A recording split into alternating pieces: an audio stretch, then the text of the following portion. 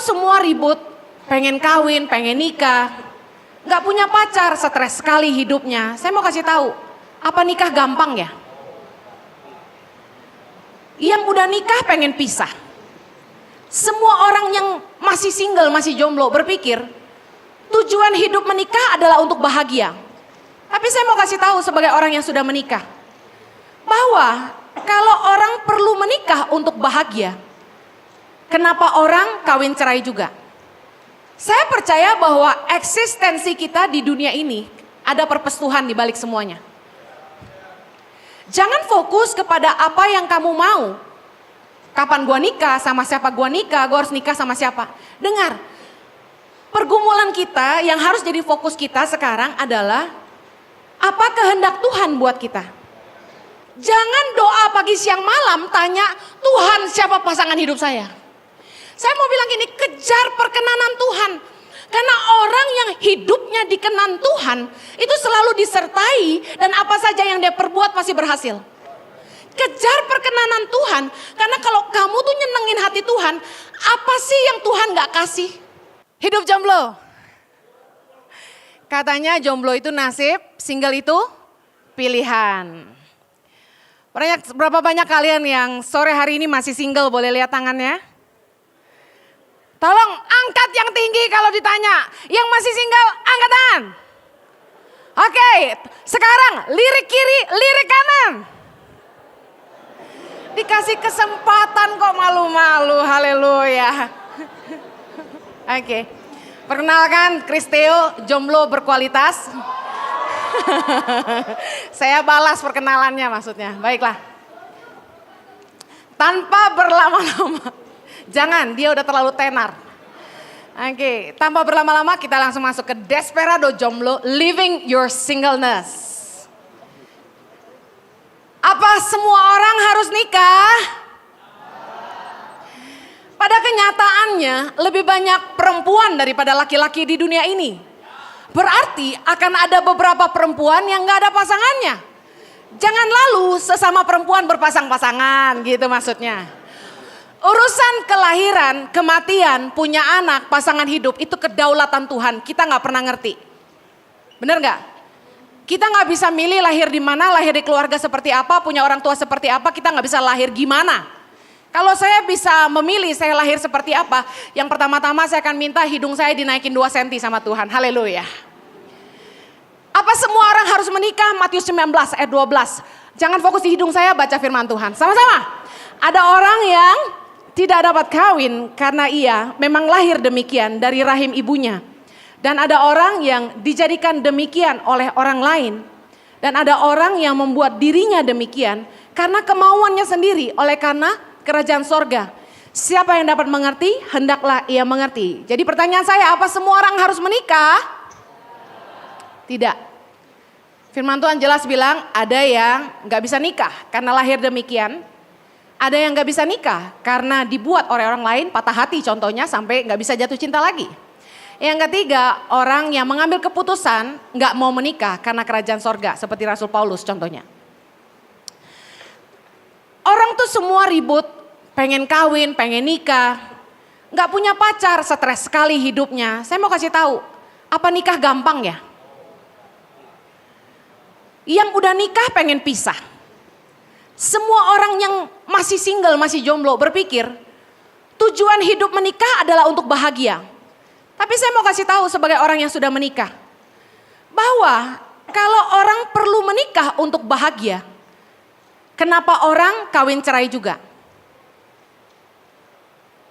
Bukan masalah tentang apa nikah itu harus, tapi apa kehendak Tuhan untuk kita. Amsal 16 ayat 3 bilang gini, serahkanlah perbuatanmu kepada Tuhan, maka terlaksanalah segala rencanamu. Tuhan membuat segala sesuatu untuk tujuannya masing-masing.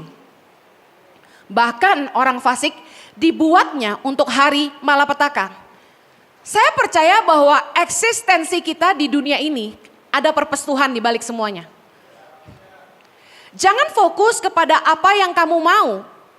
Kapan gua nikah, sama siapa gua nikah, gua harus nikah sama siapa. Dengar, pergumulan kita yang harus jadi fokus kita sekarang adalah apa kehendak Tuhan buat kita. Mari baca sama-sama apa kata firman Tuhan bagi para single. 1 Korintus 7 ayat 32. Sama-sama yuk. Aku ingin supaya kamu hidup tanpa kekhawatiran. Orang yang tidak beristri memusatkan perhatiannya pada perkara Tuhan, bagaimana Tuhan berkenan kepadanya. Ayat 34, perempuan yang tidak bersuami dan anak-anak gadis memusatkan perhatian mereka pada perkara Tuhan, supaya tubuh dan jiwa mereka kudus. Ayat 35, semuanya ini kukatakan untuk kepentingan kamu sendiri, bukan untuk menghalang-halangi kamu dalam kebebasan kamu, tetapi sebaliknya supaya kamu melakukan apa yang benar dan baik dan melayani Tuhan tanpa gangguan. Dengar baik para jomblo-jomblo, single-single sore hari ini. Don't worry, be happy.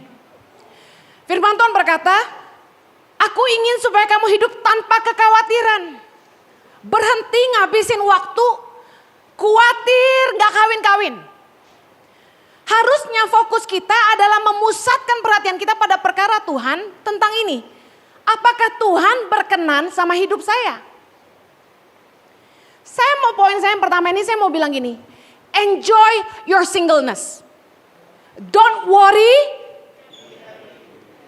Dengar baik. Nikmati masa hidupmu sebagai single maupun jomblo. Karena segala sesuatu dalam hidup ini ada musimnya. Segala sesuatu dalam hidup ini ada waktunya. Kalau hari ini kamu lagi jomblo, nikmatin aja. Don't worry, be happy. Itu kata firman Tuhan. Nah, saya ingin mengupas 10 benefit jadi jomblo. Percayalah, sebagai perempuan yang sudah menikah dan punya anak, saya mengatakan ini sebagai kerinduan yang tidak pernah terrealisasikan. Oke. Yang pertama, mau traveling kemanapun, berapa lama pun, tenang selama masih ada tabungan. Karena tidak ada yang perlu diurus, dikhawatirkan dan ditinggal di rumah. Kalian jangan fokusnya gini, gak ada yang ngangenin gue. Hei, lihat sisi baiknya. Lu bisa pergi kemana aja, kapan aja, berapa lama pun, tanpa perlu ada yang dikhawatirin di rumah. Tahu gak cerita tentang saya udah keliling Indonesia 12 tahun tapi gak pernah jalan-jalan? Ironi gak menurut kalian? Keluar masuk Sumba, keluar masuk Papua, keluar masuk Mentawai yang katanya indah, keluar masuk semua pulau di Indonesia yang katanya sorga. Saya belum pernah ke pantai, belum pernah ke danau Nihiwatu, whatever they call it, belum pernah lihat dengan mata kepala saya. Kenapa? Karena tiap kali mau pergi keingatan, mama jangan lama-lama. Jadi begitu mau naik pesawat aja udah nangis duluan. Begitu landing, makan cepet langsung ke pedalaman. Dari pedalaman saya cuma punya waktu Senin sampai Sabtu karena Minggu saya selalu khotbah. Jadi saya cuma punya waktu 6 hari dan saya harus bisa mengunjungi 14 centers, bayangin. 6 hari 14 center, lari-larian gak kira-kira? Makanya kalau saya pergi itu, boro-boro jalan-jalan, bisa menyelesaikan trip saya aja udah puji Tuhan. Makan asal-asalan, pokoknya yang penting kelar. Bisa ketemu sama semua anak, sama semua guru. Saya punya beban dan tanggung jawab di rumah yang saya harus pulang ke mereka. Kalau kalian masih jomblo, kalian gak punya itu. Nikmatilah, gemes gua. Yang kedua, bebas bergaul dan berkenalan dengan siapa aja tanpa ada yang perlu marah. Duniamu lebih luas. Tahu nggak? Nggak perlu ada yang nanya, lagi di mana? Sama siapa? Pulang jam berapa? Nggak ada yang rese. Kamu kok deket-deket dia? Dicemburuin tuh rese nggak? Rese nggak? Orang nggak selingkuh, dikirain selingkuh, padahal cuma makan sama-sama, itu pun rame-rame. Tapi tadi dia liatin kamu terus. Saya kasih tahu ya, dari pagi di WA-in, good morning honey, how are you, have a good one. Kalau nggak bilang I love you salah lagi. Siang jam 12 udah di WA-in, makan siang apa sayang. Kita lagi sibuk digangguin, jam 5. Abis ini kamu kemana? Jemput aku ya. Bayangin, rese banget pacar kita itu. Kalau jomblo, bebas. Hari ini makan sama Chris. Besok makan sama Randy, besok makan sama Steven, besok makan sama Johnny, besok makan sama Andi. Bebas, gak ada yang cemburu, duniamu lebih luas, nikmati itu. Karena kalau sudah nikah, no turning back. No turning back, amin. Haleluya. Gua kasih tahu ya, kalau udah nikah, lu bosen juga gak bisa refund, gue bilangin. 3, benefit jadi jomblo yang ketiga. Waktu mau bantu keluarga kita, nggak ada yang keberatan. Nggak ada konflik dengan pasangan. Nggak ada beban karena belum punya anak. Saya kasih tahu, waktu kita bangun usaha dan kita lebih maju misalnya dari adik atau kakak kita dan kita kasihan mereka butuh bantuan, kita pasti mau pengen bantu. Atau kita pengen bagi sebagian penghasilan kita buat orang tua kita. Sebagai rasa terima kasih kita udah dikuliahin, udah dibesarin. Kalau udah nikah, itu rada susah. Belum tentu pasangan kita bisa ngerti. Ya, ngerti ya? Belum tentu pasangan kita dukung keputusan kita. Saya konselingin beberapa pasangan muda, mereka ributnya soal gini. Suaminya masih digantungin sama adiknya. Istrinya keberatan. Mau gak mau itu jadi beban. Banyak kan pasangan-pasangan berantem itu soal kita mau bantu keluarga, itu jadi masalah. Dan saya kasih tahu, punya anak tuh mahal. Punya anak itu biayanya besar. Makanya lu jangan main mikir enaknya doang, kawin enak. Gue bilangin tanggung jawabnya gede. Mikir enaknya doang loh. Dengerin, kalau kamu belum nikah, belum punya anak, kamu gak punya beban. Jadi nikmatilah. Merasakan ya kemarahan saya. Keempat, benefit jadi jomblo. Bisa bangun jam berapa aja. Karena tidak ada beban untuk membuatkan sarapan pagi. Dan tidak dimarahi sama mertua. Saya biar mau tidur jam 2 pagi, jam 3 pagi nyiapin khotbah. Saya mesti bangun jam 6 buat anak-anak saya. Siapin sarapan buat mereka. Makan pagi sama mereka. Doain mereka sebelum sekolah. Jadi mama tuh tanggung jawabnya ada. Biar capek juga harus bangun buat mereka. Suami kan perlu diurus. Kalau Anda sudah jadi istri orang masih bangun siang, dasar gak tahu diri loh gue bilangin. Orang tuh kalau udah nikah mesti tahu diri, bangun gak boleh siang-siang. Diomelin mertua loh. Segala sesuatu yang udah urusannya sama mertua bikin sakit kepala. Jadi kalau belum punya mertua katakan haleluya. Yang kelima, mau makan apa aja gak perlu ngalah. Gak perlu bisa masak, tidak masalah. Kalau udah punya pasangan, ya Allah, mertua aja tanya, kamu bisa masak? Gitu. Kita nggak masak lebih jago dari dia, kita jelek banget di matanya. Suami saya kalau udah urusannya spaghetti sama sayur asam, nggak boleh ada orang lain yang masakin. Henny Kristianus, turun kamu. Masakin buat aku. Dia suka masakan saya, tapi khusus 2 itu aja. Bisa kebayang limitation seorang Henny Kristianus gak jago masak. Tapi lumayan ada yang suami saya suka gitu loh. Tapi saya kasih tahu ya, gak semua perempuan pintar masak, tapi paling gak harus bisa masak. Tapi kalau kamu masih single, itu gak usah dipusingin. Berbahagia gak? Dan kalau makan gak perlu ngalah, saya mau cerita. Saya itu doyan buntut gurame goreng garing. Saya gak suka dagingnya, saya suka buntutnya. Anak saya 3 doyan buntutnya juga. Lah kita kalau pesan gorame goreng garing mau pesan berapa coba? Anak saya 3 masa pesan 3? Paling banyak saya pesan 2. Itu pun karena dengan cinta ya. Saya bagi buntutnya, 1 buat Chloe, 1 buntut buat Zoe. Axel dapat sirip-siripnya. Saya bilang ini gaying-gaying. Mamanya gigit jari doang saudara. Saya ngalah sama anak saya karena tiap kali makan dia suka makanan saya juga, namanya juga anaknya. Saya kasih tahu, mumpung kamu belum punya pasangan dan belum punya anak, makan apa aja yang kamu mau makan. Haleluya. Yang keenam, mau berambut gondrong, mau botak, mau dandan, mau enggak, mau berbulu, mau enggak, mau mandi, mau enggak, gak masalah. Karena gak ada yang protes dan gak ada yang komentar, gak ada yang ngatur-ngatur kita. Kalian yang jomblo tuh harus bersyukur. Saya bersihan aja mandi sehari 3 kali. Masih kurang buat Jojo, bayangin. Saya kasih tahu ya. Mumpung kalian masih jomblo, bener-bener nikmatin deh. Kalau udah nikah, aduh, banyaklah aturannya. Yang ketujuh, bebas mengejar karir setinggi langit. Nggak ada beban moral sama pasangan, khususnya suami-suami yang berpenghasilan lebih rendah. Banyak pasangan yang ribut karena suaminya merasa gengsinya kena. Ketika istrinya lebih terkenal, lebih sukses, penghasilannya lebih besar, itu suami kadang-kadang agak terganggu. Harga dirinya terganggu. Nah, mumpung kalian masih single, masih jomblo, saya kasih tahu, bangun karirmu setinggi langit. Fokus bangun usahamu. Kamu bisa punya waktu lebih banyak di situ.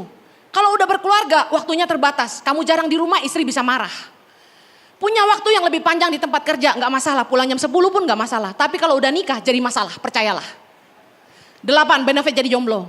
Melayani lebih maksimal, nggak pusing tidur di mana. Tapi hati-hati tidur sama siapa ya. Makan apa dan pulang kapan. Kalau kalian masih single, ini nih luar biasa. Saya percayalah, kalau saya waktu itu masih jomblo dipanggil Tuhan, saya jamin saya akan lari lebih cepat dan mengerjakan jauh lebih banyak. Herannya kalian yang lebih jomblo dari saya hari ini, nggak mau menggunakan kejombloan kalian untuk mengerjakannya maksimal. Harusnya kalian merasa terchallenge. Masa dia emak-emak anak 3 bisa kemana-mana, gua kagak. Nah gitu dong. Saudara dengar baik, yang 9. Mau beli apa aja, tidak ada yang melarang dan tidak ada yang tanya, berapa tuh? Aduh, saya beli apapun Jojo tanya, emang butuh? Beli apapun tanya, itu berapa? Baru ya? Aduh, padahal gini-gini kan kita cari duit juga. Tapi tetap yang namanya menikah nggak bebas pakai uang. Nah kalau kalian masih single, masih jomblo, kalian kerja, kalian cari duit sendiri, kalian nikmati sendiri. Nikmati itu, gak ada yang marah-marah. Kita kan mesti bayar uang listrik di rumah, tuh gak ada ya. Nikmati itu. Yang ke-10, bisa membahagiakan orang tua dan orang banyak tanpa harus khawatir tabungan cukup gak buat masa depan anak cucu. Mumpung kalian masih single, saya kasih tahu, bahagiakan orang tuamu. Balas budi mereka. Bayarin mereka ke Israel, ikut Om Jojo ya. Nikmatin hidup kalian bersama orang tua.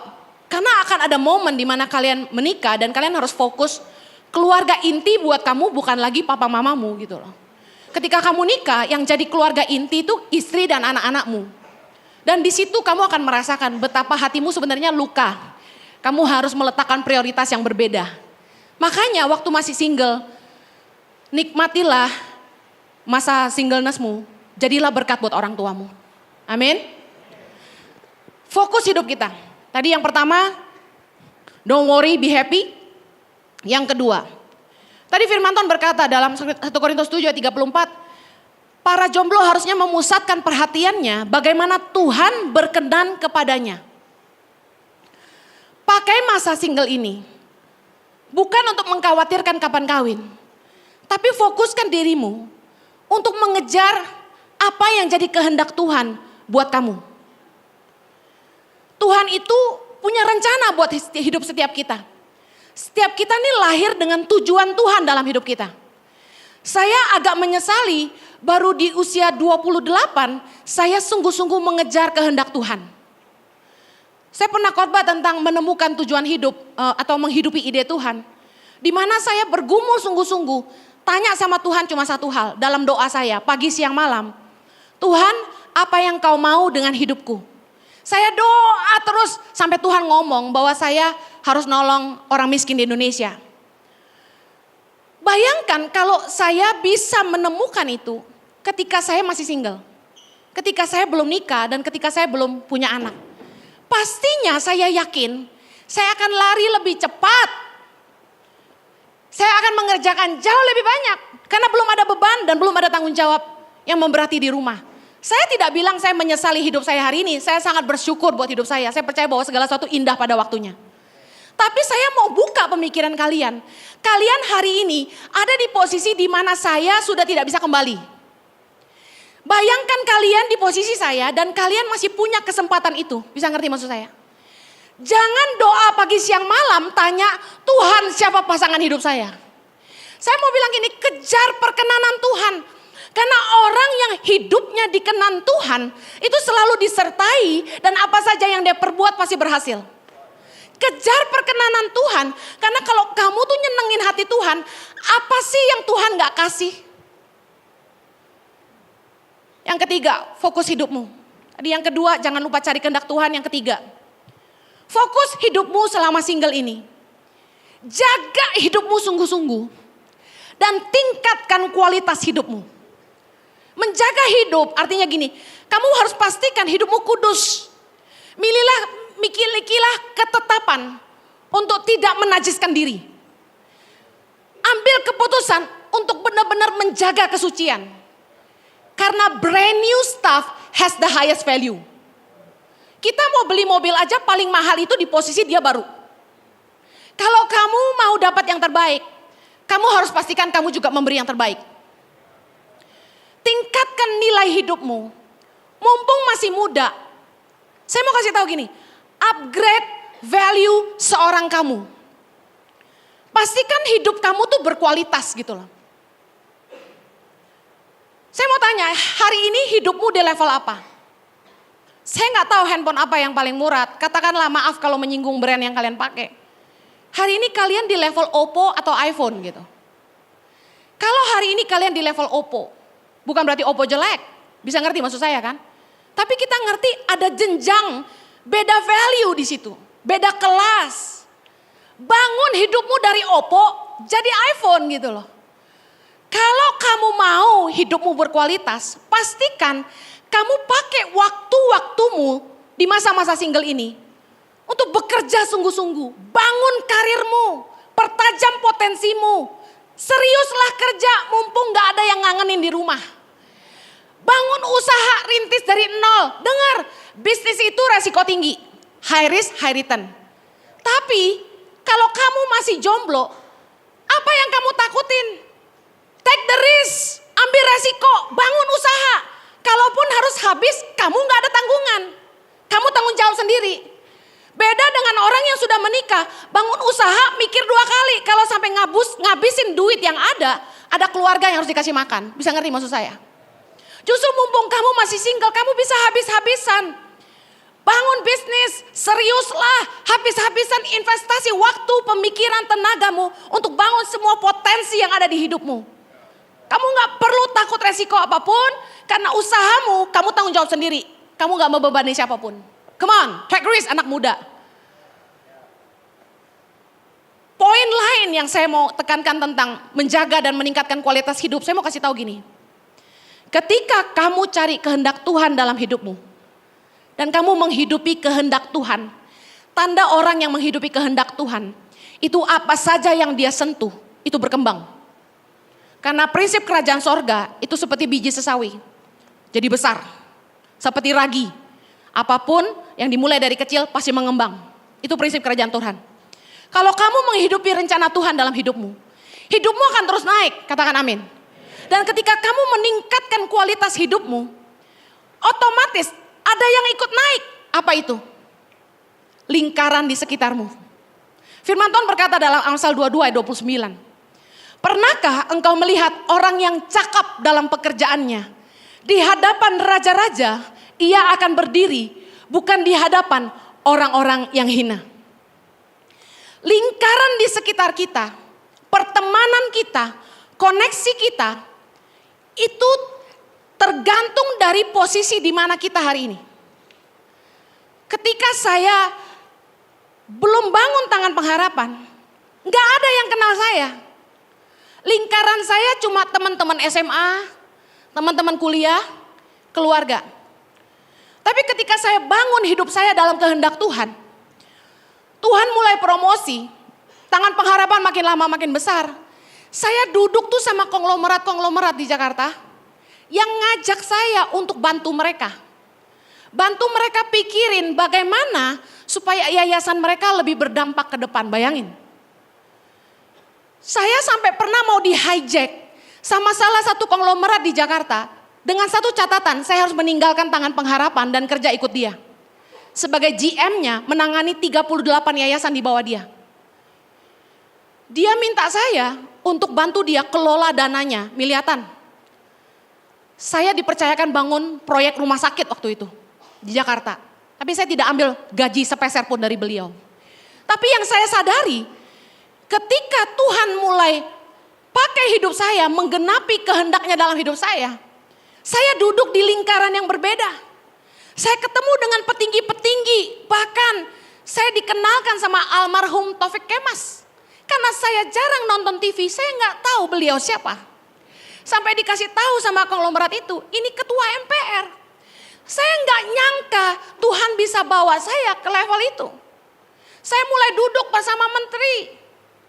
Saya mau kasih tahu, ketika kita menggenapi kehendak Tuhan dalam hidup kita, Tuhan mulai promosi hidup kita dan kita dibawa ke lingkaran hubungan yang lebih tinggi. Kita duduk bersama raja-raja, ini masuk firman Tuhan, bisa ngerti ya? Tapi kuncinya, pertajam potensimu, kembangkan hidupmu menjadi lebih berkualitas. Kamu harus jadi orang yang excellent dalam pekerjaanmu. Kamu harus bisa menginspirasi generasimu. Orang-orang yang hari ini dipanggil untuk menginspirasi generasi muda adalah orang-orang yang masih muda, below 40 dan dinilai sukses. Mereka semua mulai dari nol. Saya mau bilang gini sama Anda. Kenapa ini ada hubungannya dengan pilihan jodohmu? Anda tidak akan menikah sama orang asing. Salah satu dari teman-temanmu dan kenalan-kenalan yang akan mereka kenalkan sama kamu, mereka akan menjadi pasangan hidupmu. Kamu gak mungkin karena demi menikah sama bule, kamu ke Bali. Dan kamu kenalan sama cewek seksi dan kamu bilang gini, Miss, you're so beautiful. Would you marry me? Bisa digetok saudara. Saudara gak bisa pergi ke Australia. Anda pergi ke Hillsong karena Anda pikir gue mau dapat pasangan hidup bule, takut Tuhan, ganteng. Anda ke Hillsong. Anda pikir gini, ikut Hillsong Conference yang ratusan ribu orang datang di situ, semakin banyak kemungkinannya lebih besar. Anda ikut ngantri dan satu-satu Anda tanyain, "Hi mister, are you single? Will you marry me please?" Nggak bisa guys, nggak segampang itu. Kita nggak akan nikah sama orang asing. Kita akan nikah dengan teman-teman dan orang-orang yang ada di lingkaran kita. Ketika kamu menempatkan dirimu di lingkaran yang lebih berkualitas, standar orang-orang yang ada di sekelilingmu lebih naik. Saya kasih tahu, calon pasangan hidupmu akan berasal dari kelompok itu. Saya nyadarin ini adalah ketika satu hari waktu saya mulai dikenal, saya duduk sama artis-artis, saya duduk sama kelompok-kelompok orang penting lah di Indonesia. Salah satu dari mereka menaruh hati kepada saya. Saya tersipu-sipu. Saya mikir gini, wah kalau gue masih jomblo boleh juga ya. Tapi saya mau bilangin gini, enggak saya enggak. Terus saya kasih tahu, ini direkam ya, tahu diri. Pergaulanmu menentukan masa depanmu. Kalau ingin punya lingkaran yang berkualitas, upgrade dirimu. Yang mau katakan amin. Yang keempat, fokus para jomblo. Fix your standard. Maaf, saya ketemu dengan banyak jomblo-jomblo yang hampir karatan. Saya terus berpikir, kenapa ya mereka sampai umur segini gak kawin-kawin gitu. Udah 40-an. Saya mau bilang gini sama yang cewek-cewek, dengerin saya. Kamu kalau naksir cowok tuh lebih baik cari yang udah ada umur. Kenapa? Kalau baru start belum ketahuan. Mau lihat jadi enggak tuh kira-kira umur 40 lah. Serius, mendekati lah. Kalau kawin sama anak ingusan, dia anak orang kaya. Lu lihatnya dia naik mobil mewah. Tunggu 10 tahun lagi dia jadi apa? Itu bargain loh. Itu gambling banget saudara. Kalau saya jadi saudara, saya milih bukan anak ingusan. Saya milih yang udah jadi aja. Masalahnya satu lagi, kalau udah jadi udah ada yang punya biasanya. Haleluya. Nah, kita ngobrol aja ya kan. By the way, dengar baik. Banyak dari jomblo-jomblo yang saya lihat, kenapa ya susah dapat jodoh? Memang waktu Tuhan satu, ya kan? Bisa juga bukan kehendak Tuhan dia nikah, cuma dia gak mau terima aja. Bisa jadi satu lagi gini, dia terlalu picky, pemilih. Kita harus milih, ya dong. Kalau kawin buat sengsara, buat apa? Saya setuju kita harus milih, tapi yang esensi. Fix your standard dalam memilih pasangan hidup. Jangan-jangan kriteria yang jadi ukuranmu tuh salah. Yuk kita kembali ke firman Tuhan. Jangan kita fokusnya sama wajah, tinggi, berat badan, kekayaan, pilih mancung pesek, gendut kurus. Aduh itu gak esensi banget. Buktinya Jojo nikah sama perempuan yang tidak langsing ini dia bahagia. Haleluya. Amsal 16 ayat 5 sampai ke 8. Baca sama-sama. Setiap orang yang tinggi hati adalah kekejian bagi Tuhan. Sungguh ia tidak akan luput dari hukuman. Dengan kasih dan kesetiaan kesalahan diampuni. Karena takut akan Tuhan orang menjauhi kejahatan. Jikalau Tuhan berkenan kepada jalan seseorang, maka musuh orang itu pun didamaikannya dengan dia. Lebih baik penghasilan sedikit disertai kebenaran daripada penghasilan banyak tanpa keadilan. Kriteria yang paling esensi saya bagi jadi 3K. Katakan 3K. Yang pertama karakter, yang kedua keimanan, yang ketiga karya, itu kerjaan. Kita bahas yang karakter dulu. Amsal 16 ayat 5 sampai 6a. Setiap orang yang tinggi hati adalah kekejian bagi Tuhan. Sungguh ia tidak akan luput dari hukuman. Dengan kasih dan kesetiaan kesalahan diampuni. Saya mau bilang karakter yang rendah hati, pengasih dan setia ini sangat-sangat esensi. Dia mungkin gak terlalu ganteng. Dia mungkin gak terlalu kaya. Tapi dia rendah hati, dia pengasih, dia setia. Saya mau bilang tetap jauh lebih baik daripada pria ganteng, kaya, tapi sukanya menghina orang, gak bisa menghargai orang, sukanya selingkuh aja, dan gak punya kasih sama sesama. Orang yang rendah hati, itu mau menerima kelemahan pasangan. Karena dia sadar dia sendiri gak sempurna. Orang yang rendah hati itu mau terus belajar jadi pribadi yang lebih baik. Orang yang sombong sulit berubah karena dia merasa dia sempurna. Kamu yang salah. Orang yang tinggi hati gak mungkin minta maaf. Dia gak akan pernah ngakui kesalahannya. Tapi orang yang rendah hati, dia sadar dia sendiri punya kelemahan. Jadi dia bisa mengampuni kesalahan kita. Dia gak akan banding-bandingin kita sama orang lain. Sangat terluka sekali kalau sampai kita punya pasangan yang selalu sombong, ngerasa dia benar, egois, gak mau minta maaf, banding-bandingin kita sama orang lain, dan selalu tuntutannya, kamu gak pernah mau berubah. Padahal dia sendiri lebih luar biasa, lebih parah. Orang yang punya kasih, itu gampang mengampuni. 1 Petrus 4 ayat 8 bilang, kasih menutupi banyak sekali dosa. Aduh saya tuh kalau dalam hubungan sama Jojo, saya tuh banyak banget salahnya, udah gak terhitung deh. Percaya kan? Tapi dia tuh baik banget. Kasih itu benar-benar menutupi banyak sekali dosa. Dan yang luar biasanya gini, Jojo tuh gak pernah ngungkit-ngungkit masa lalu saya. Tahu gak paling tersiksa kalau kita punya pasangan yang selalu mengingatkan kita sama kesalahan kita di masa lalu. Hidup kita akan sulit maju. Amsal 16 ayat 6 bilang gini, dengan kasih dan kesetiaan kesalahan diampuni. Nah, saya mau bahas soal orang yang setia. Pasangan kita tuh setia gak setia, itu tuh teruji sejak kita dating sebenarnya. Sejak kita kenal sama dia. Kalau dia udah bolak-balik selingkuh, maaf saya harus bilang gini, kamu harus be real, cinta tuh gak buta. Kalau dia masih pacaran aja gak setia, bolak-balik selingkuh. Saya yakin emang udah sifatnya begitu. Karakter yang seperti ini sulit berubah. Orang yang setia itu, dia mau menghadapi tantangan sebesar apapun, dia gak akan nyerah sama kamu. Punya mertua yang killer, mesti pacaran jarak jauh, bayar tiket Surabaya Bandung, Jakarta Bandung, gak masalah. Amerika Jakarta, gak masalah.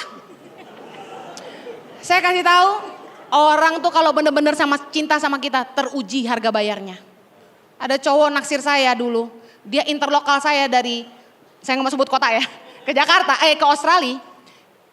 Tagihan teleponnya sampai 7 juta sebulan. Itu baru teruji, saya kasih tahu. Kalau yang anterin aku ya, Gojek aja, aduh, tinggal aja lah.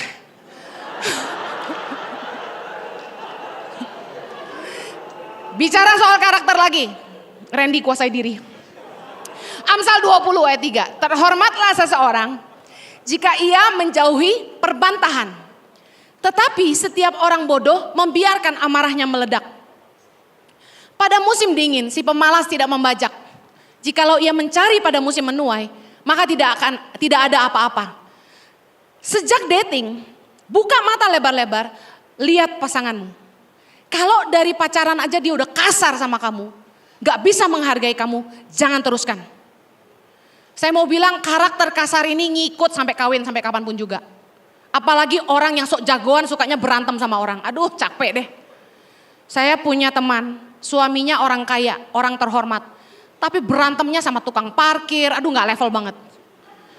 Dan lihat baik, karakter pemalas. Aduh, kalau kamu gak mau masa depanmu susah, anak-anakmu susah. Jangan pacaran sama pengangguran, jangan nikah sama orang malas. Orang yang pemalas dikasih modal berapa aja pasti habis semuanya. Jangan pernah nikah sama orang malas. Jangan pernah. Yang kedua, tadi soal karakter, sekedar menegaskan. Yang kedua, kriteria yang esensi, yang kedua keimanan. Karena takut akan Tuhan, orang menjauhi kejahatan. Kita suka bilang gini, cari pasangan hidup yang takut akan Tuhan. Yang takut akan Tuhan tuh kayak gimana? Yang pelayanan, enggak jaminan. Yang melayani di gereja, enggak jaminan takut Tuhan. Tapi kata firman Tuhan, orang yang takut akan Tuhan, Amsal 16 ayat 6b, karena takut akan Tuhan, orang menjauhi kejahatan. Artinya gini, orang yang takut sama Tuhan itu, dia sadar Tuhan banget. Dia enggak akan berbuat jahat sama orang lain. Dia enggak berbuat jahat sesamanya. Nah, orang nih kalau waktu lagi naksir sama kita, dia pasti baik banget. Kenali sifat aslinya, diuji ketika kapan? Ketika orang ini menghadapi tekanan, ketika dia disakiti orang lain, dan sikapnya terhadap orang-orang lemah. Lihat sikap aslinya. Kalau dia balas kejahatan dengan kejahatan, dia gak baik. Ketika kita memilih pasangan hidup, dengar baik. Kriteria takut akan Tuhan, ini adalah orang yang hidup dalam kebenaran. Orang yang hidup dalam kebenaran itu seperti apa? Orang yang hidupnya selalu berpegang kepada firman Tuhan, katakan amin. Kenapa kita perlu memilih orang yang hidup benar, takut akan Tuhan, memegang firman? Karena ingat baik, waktu kamu nikah, kamu gak hanya bawa dirimu sendiri, kamu akan melahirkan anak-anak. Berpikir begini, apakah orang ini layak jadi ayah buat anak-anak saya? Apakah orang ini layak jadi ibu buat anak-anak saya? Amsal 20 ayat 5 bilang gini, rancangan di dalam hati manusia itu seperti air yang dalam, tetapi orang yang pandai tahu menimbanya. Susah tahu hati orang. Ayat 6, banyak orang menyebut diri baik hati, tapi orang yang setia siapakah menemukannya? Ayat ke-7, orang benar yang bersih kelakuannya, berbahagialah keturunannya. Kamu mau keturunanmu berbahagia enggak? Cari pasangan hidup yang hidupnya benar, katakan amin. Bicara lagi soal keimanan. Saya percaya orang yang hidupnya berkenan kepada Allah, musuh orang itu pun diperdamaikan dengan dia. Orang yang hidupnya berkenan sama Tuhan tuh gak punya musuh. Saya lihat Jojo dari dulu, dari remaja sampai sekarang, dia gak pernah punya musuh. Terlepas dari mungkin ada orang-orang yang gak suka sama dia, tapi dia gak pernah punya musuh. Sama orang yang muda, lebih muda, sama orang yang seumuran, sama orang yang lebih tua, Jojo punya hubungan yang baik dengan semua orang. Masuk akal banget. Yesus itu semakin bertambah besar, dia semakin bertambah hikmat, semakin besarnya dan makin dikasih oleh Allah dan manusia. Orang yang hidupnya berkenan sama Tuhan dikenali dengan mudah. Dia punya hubungan yang baik dengan semua orang. Amin. Pertanyaan sekarang soal iman. Perlu seiman gak Kak Heni? Harus. Amos 3 ayat 3, berjalankah dua orang bersama-sama jika mereka belum berjanji? Kalau mau nikah, saya katakan begini, harus sepakat. Mau ikut iman istri atau iman suami? Karena yang akan jadi korban ke depan adalah anak-anak. Siapa mau ikut siapa? Mau dibesarkan dengan cara apa? Kasihan loh, anak-anak tuh jadi bingung. Kata mamanya, jangan ikut ke gereja. Kata bapaknya, jangan ikut sembahyang. Kan bingung. Secara undang-undang pun dilarang beda agama. Itu udah dilarang. Bahkan Ketika mau minta restu sama orang tua, beda agama akan jadi masalah. Jadi sebaiknya disepakati dulu, mau ikut agama siapa. Kalau soal agama aja nggak bisa sepakat, gimana soal lain-lainnya? Gimana mau cara besarin anak, apa yang kita mau bangun ke depan sama-sama. Nggak bakal sepakat kalau soal iman aja nggak sepakat. Yang mengerti katakan amin. Yang ketiga, yang terakhir, fokus pada 3K kriteria yang esensi. Yang ketiga adalah karya atau kerjaannya.